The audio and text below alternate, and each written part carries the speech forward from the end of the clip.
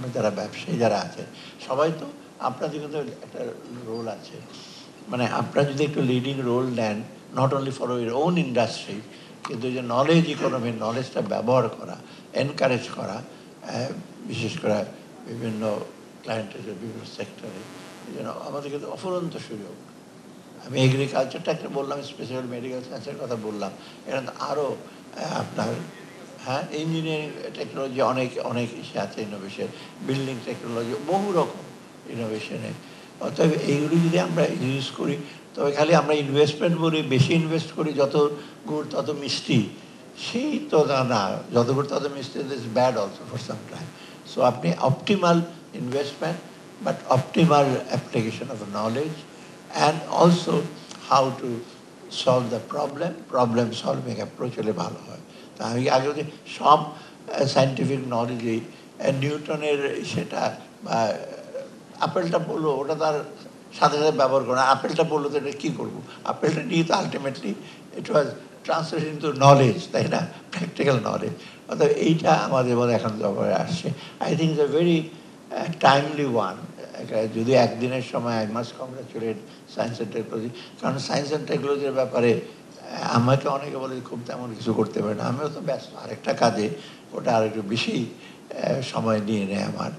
কিন্তু I think যে এখন আপনারা যারা আছেন, যারা সায়েন্টিস্ট, প্লিজ আপনারা একটু দ্রুত ইসে করে, এটা ছাড়া কিন্তু আমরা আগে এগোতে পারবো না।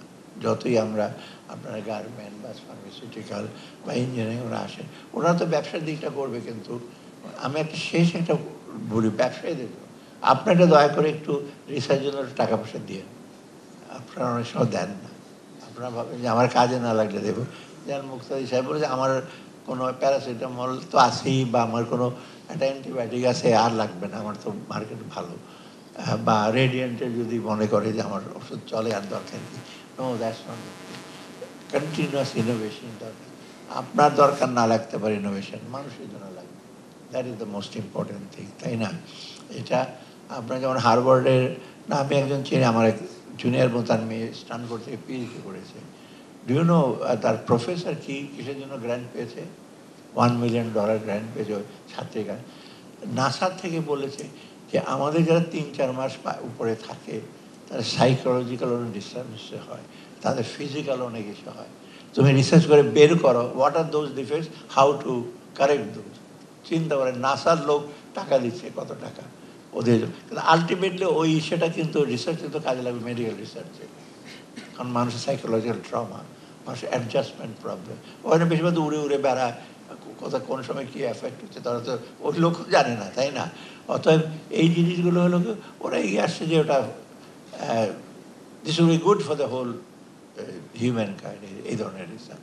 তা আপনারা যারা ইন্ডাস্ট্রি আছেন, আপনাদের অনেক সায়েন্টিস্টরা আপনারাও এমপ্লয় করতে পারেন করে, এবং সাথে সাথে সরকার থেকে যতটুকু সম্ভব উইল ডেফিনেটলি, আমাদের কিছু সীমাবদ্ধতা আছে, আমাদের কিছু দুর্বলতা আছে, আই মাস্ট এগ্রি। আমরা সাপোর্ট দিতে পারি না সবসময়, দেইও না, বা অনেক আমাদের দিতে অ্যাপেথি আছে, অনীহা আছে, সেটা আমরা চেষ্টা করবো কাটিয়ে উঠতে আর কি।